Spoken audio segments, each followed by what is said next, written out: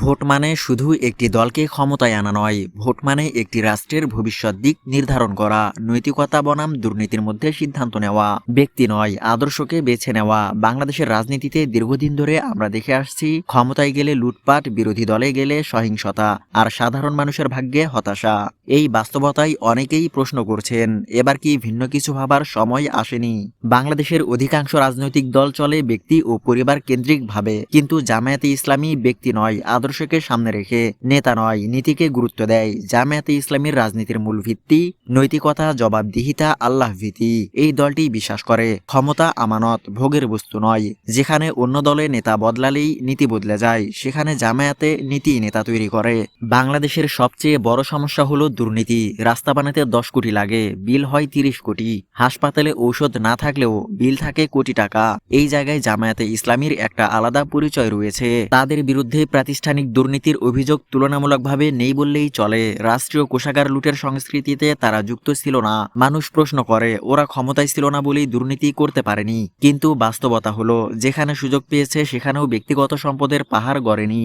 জামায়াতে ইসলামী রাষ্ট্র পরিচালনার ক্ষেত্রে যে দর্শন দেয় তা হলো ন্যায়ভিত্তিক শাসন ব্যবস্থা। আইন সবার জন্য সমান, দলীয় পরিচয়ে অপরাধ ঢেকে রাখা যাবে না, ক্ষমতাবান হলেও জবাবদিহি করতে হবে। আজ বাংলাদেশে সবচেয়ে বেশি অনুপস্থিত জিনিসটি হলো ন্যায় বিচার। এ বিষয়ে জামায়াত বলে, বিচার হবে দ্রুত, নিরপেক্ষ এবং প্রভাবমুক্ত। বাংলাদেশ একটি মুসলিম সংখ্যাগরিষ্ঠ দেশ, কিন্তু ইসলাম মানে শুধু নামাজ রোজা নয়। ইসলাম মানে ন্যায়, সততা, দায়িত্ববোধ, সামাজিক ভারসাম্য। জামায়াতে ইসলামী চাই রাষ্ট্র পরিচালনায় এই মূল্যবোধ কার্যকর হোক। এখানে প্রশ্ন আসে, তাহলে কি অন্য ধর্মের মানুষ বঞ্চিত হবে? উত্তর হলো না। ইসলামী শাসনের মৌলিক দর্শনেই সংখ্যালঘুর অধিকার সংরক্ষিত।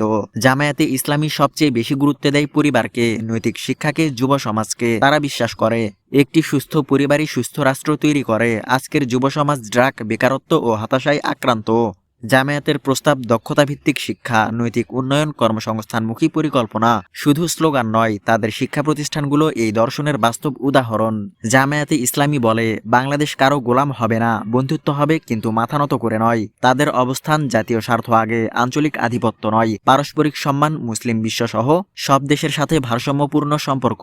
তবে ভুল সব দলেরই থাকে। জামায়াতে ইসলামী নিখুঁত এমন দাবি তারা নিজেরাই করে না। তাদের রাজনীতিতেও ভুল আছে, বিতর্ক আছে, কিন্তু পার্থক্য হলো তারা আত্মসমালোচনায় বিশ্বাস করে, ভুল সংশোধনের কথা বলে, দলীয় স্বার্থের ঊর্ধ্বে আদর্শ রাখার চেষ্টা করে। আমি কাউকে বলছি না জামাতকেই ভোট দিতে হবে, দলীয় স্বার্থের ঊর্ধ্বে আদর্শ রাখার চেষ্টা করে। আমি কাউকে বলছি না জামাতকেই ভোট দিতে হবে। তবে একটু ভাবুন, আমরা কি আবার সেই পুরনো চক্রে ফিরব, নাকি বিকল্প ভাববো? ভোট দেওয়ার আগে নিজেকে জিজ্ঞেস করুন, কে কম দুর্নীতিগ্রস্ত, কার আদর্শ স্পষ্ট, কে ক্ষমতাকে আমানত মনে করে।